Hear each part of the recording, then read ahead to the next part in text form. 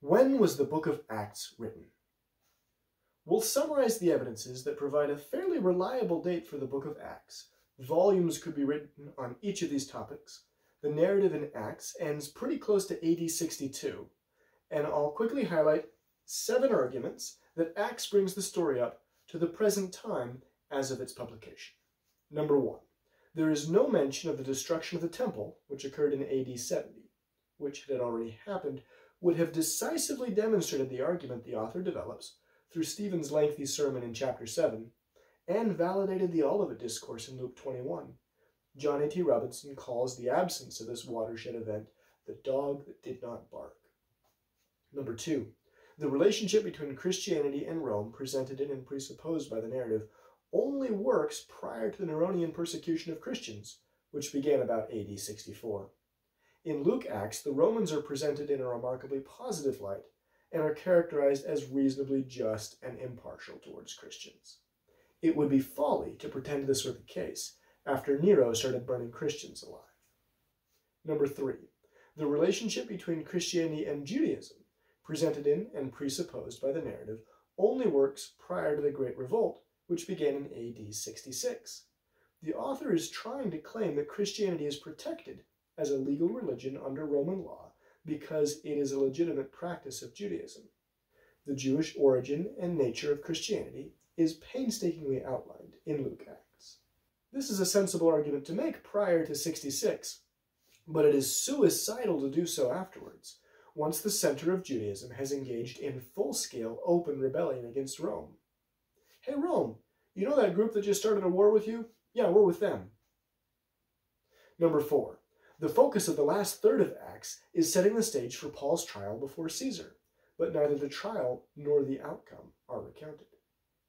Number 5, Acts is written within a legal framework. There are 16 trials recorded in Acts, and abundance of Roman and Jewish legal precedents are cited. See John Mock's work, Paul on Trial, for more details here. Acts would make sense as a document written to defend Paul before Caesar. But if Acts were written at a later date, such a legal history would be nonsensical if it did not cite the legal precedent from the court of last resort, the trial before Caesar. Number 6, all 3 of the main characters of Acts, Peter, James the Lord's brother, and Paul, are dead within 6 years of the end of the narrative, and their deaths occur under circumstances highly relevant to the themes and arguments of the book of Acts. The events of James' death in the year 62 would have powerfully illustrated the themes of the book of Acts. And number 7, the argument developed at length by Colin Hemer in The Book of Acts in the Setting of Hellenistic History, that the imminence of the last few chapters of Acts speaks to an author recounting events that have just happened. Now, our points 1, 4, and 6, arguments from silence, and therefore fallacious. An argument from silence is not fallacious if the following 3 conditions are met. 1, the information would be known to the author. 2, the information would be interesting to the author. And 3, the information would be relevant to the point the author is making. My arguments pass all 3 tests. Now let's take a moment to address some competing views. First, the audience already knew this information from later years, so there was no need to mention it. Well, the audience may well have already known a great deal of what is recorded in Acts, but this would be akin to ending the Gospels when Jesus is delivered to Pilate. Luke and Acts are introduced by prologues, and the author acknowledges the reader already knows some of this information, but he's writing to ensure an accurate account is given of important matters. Peter and Paul's deaths as martyrs, among other things, are important matters. For example, consider how they are presented in literature from just after this period, such as 1 Clement chapter 5. Second, perhaps the purpose of Acts was to show how Christianity arrived in Rome. Now that Paul has arrived there in Acts chapter 28, this has been accomplished. This is not the case. Christianity arrived in Rome well before Paul. We know this not only from historians like Justin, Clement of Alexandria, Eusebius, Jerome, and others, but we know this from Paul's own epistle. Paul wrote an epistle to Rome about 3 years before he himself arrived there, and there was already a thriving Christian community there to write to.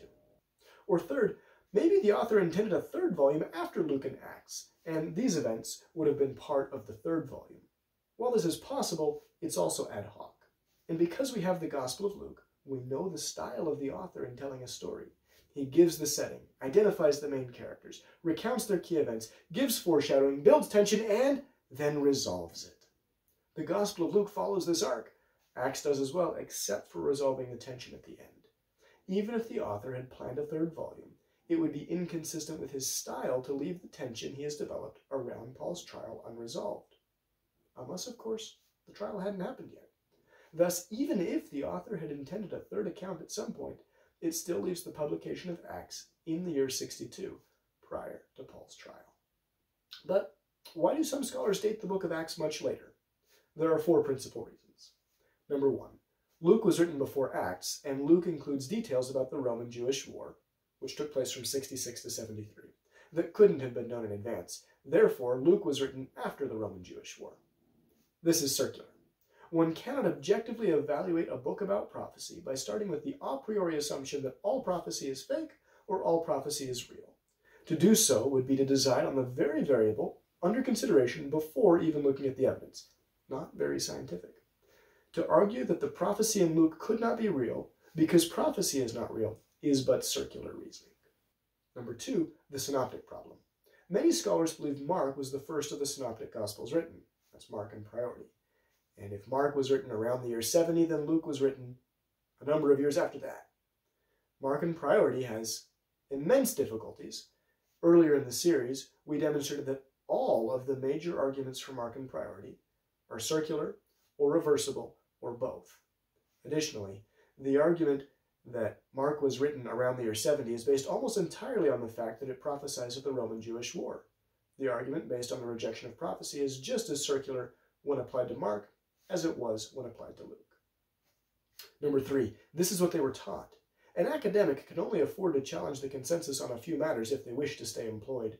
Because 19th century scholars assumed late dates for the composition of most of the New Testament, more on that in a moment, many textbooks continue to repeat late dates preferred by prior generations of scholars rather than revisit the evidence itself.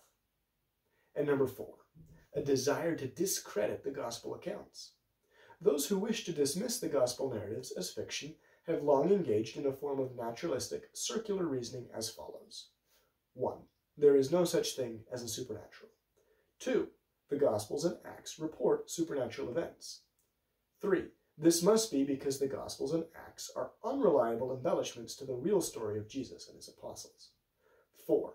People couldn't have widely published such fictitious accounts in a time and place where people knew what had happened.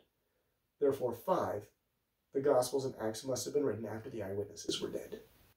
The entire exercise presupposes its own conclusion. Because this manner of thinking was pushed to the mainstream of New Testament scholarship by the Tübingen school in the 19th century, New Testament scholarship has seen something of a divide between scholars who assume naturalism before evaluating the evidence, or rely upon the work of others who do, and scholars who did not make this assumption.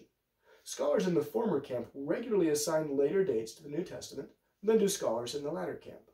Scholars in the former camp must do so not on the basis of historical evidence, but because late dates for these documents are required by the premises they started with. To sum up then our discussion of Acts, if we do not impose our worldview upon the text, philosophical, religious, or otherwise, but let the evidence speak for itself, the historical evidence is remarkably clear. The book of Acts was written in, or darn close, to AD 62.